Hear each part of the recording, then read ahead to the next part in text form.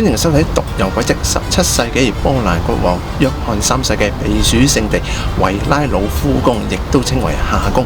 佢除咗有波蘭色彩嘅建築之外呢，亦都包括咗英式同埋法式嘅庭園，因此同法國嘅凡爾賽宮呢係齊名嘅。今日就嚟睇下究竟邊一個宮比較優秀。去片之前麻煩大家幫我訂閱、分享、留言。Make sure you subscribe. Just fun. Subscribe, like, comment, everything. My God. 由於約翰3世同皇后 Mary 並非透過政治婚姻而結合嘅，所以呢個維拉魯夫宮亦象徵住佢哋之間嘅真愛，成為後世佳話。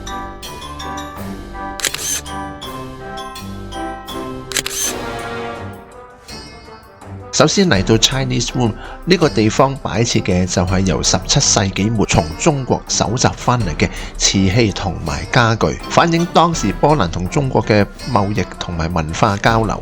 然後嚟到 Hunting Room， 保留咗當時貴族嘅打獵文化，最吸眼球嘅就係呢幾支獵槍。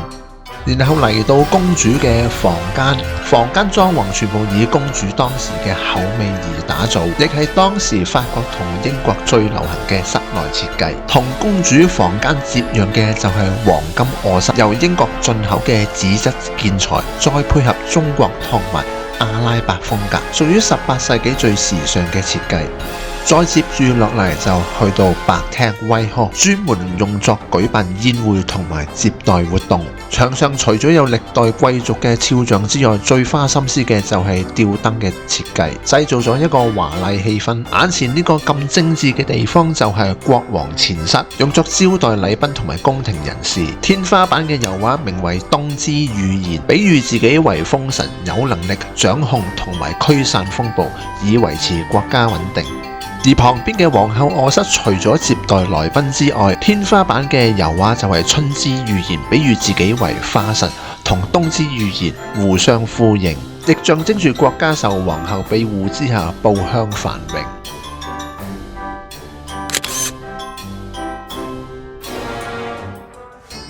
約翰3世騎馬雕像象徵住維也納戰爭勝利10週年。旁邊 South Galleria 嘅油畫描繪咗 Cupid 同 Psyche 嘅愛情波折，亦都象徵住約翰3世同皇后之間嘅深厚感情。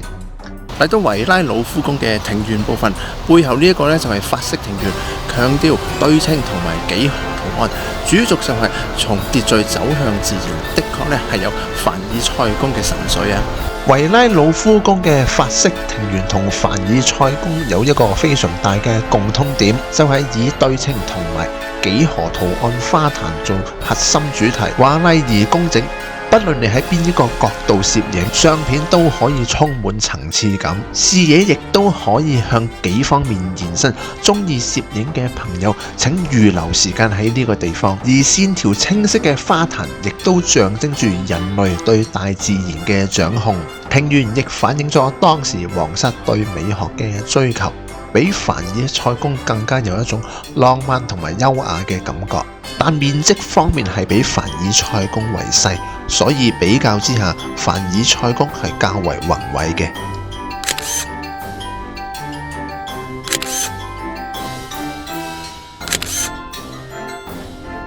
然後嚟到湖泊部分，亦即係英式嘅園林抒情世界，紅色嘅碼頭同埋翠綠色嘅樹葉形成一個強烈對比，但湖水嘅顏色就並不理想。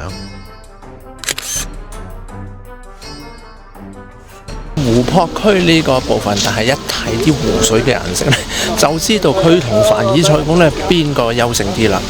湖泊方面當然就係凡爾賽宮比較優勝，然後嚟到叢林部分，樹木密集，枝葉交錯，落葉就好似灑落嘅金箔一樣，感覺就係由皇室秩序走入自然懷抱。叢林一帶亦都係拍攝結婚照片嘅聖地，然後享受陽光穿過樹葉嘅景觀。最後嚟到玫瑰園部分，係成個維拉魯夫宮裏邊最浪漫同埋柔和嘅一個區域，見證咗當時貴族對情感同埋浪漫嘅追求。